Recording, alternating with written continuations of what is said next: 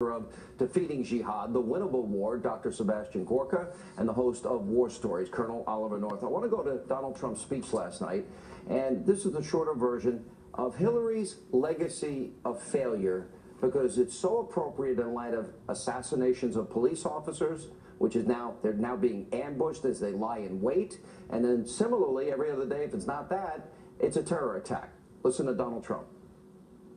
ISIS has spread across the region and the entire world.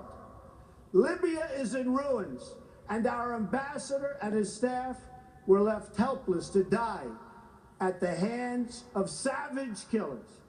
Egypt was turned over to the radical Muslim Brotherhood, forcing the military to retake control. Iraq is in chaos. Iran is on the path to nuclear weapons. Syria is engulfed in a civil war, and a refugee crisis now threatens the West.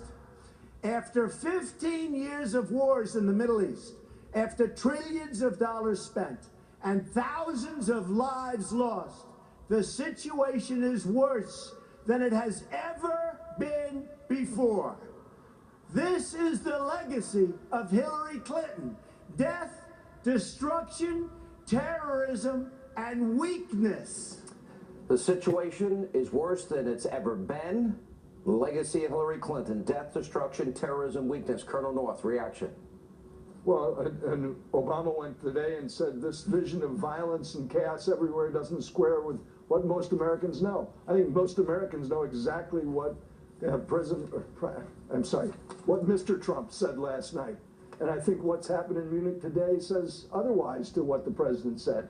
Look, we are living in a new world disorder, and the litany he just ran through last night is right on the mark. And it all began with these guys coming to town. As Dr. Gorka knows, 2009, the failed backing of the Green Revolution in Iran. 2011, he surrenders the ground that was won with American blood in Iraq. Russia and China rampant with the ground. I can go on with the other litany. You don't need it. It's all there. And he's right, and Hillary's wrong. Well, and Hillary is wrong.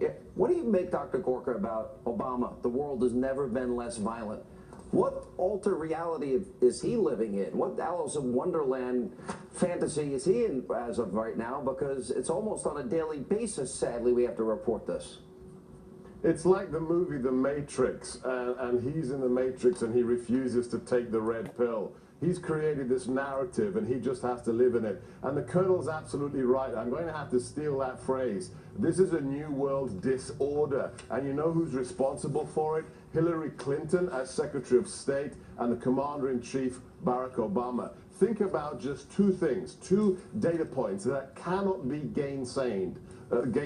Number one, 2015 saw the highest number of jihadi plots on U.S. territory since September the 11th. The highest number. This is when ISIS is meant to be on the ropes. And secondly, today in the world, we have the highest number of refugees in human history. More than 60 million refugees. This is when the world's supposed to be great, and the president says to us today, go out and enjoy the sunshine and the birds. Colonel, I'll go back to you. I mean, he has been wrong all along. They're not the JV team. They were not contained before the Paris attack. He said this, Obama saying yesterday, the world has never been less violent. You know, it seems giving the Iranians money. Now they'll be able to build the bomb with our money in half the time. Helping Mohammed Morsi of the Muslim Brotherhood when he was the head of Egypt with F-16s and tanks, a man that once referred to Jews as descendants of apes and pigs. How can you be this wrong this often on something this important?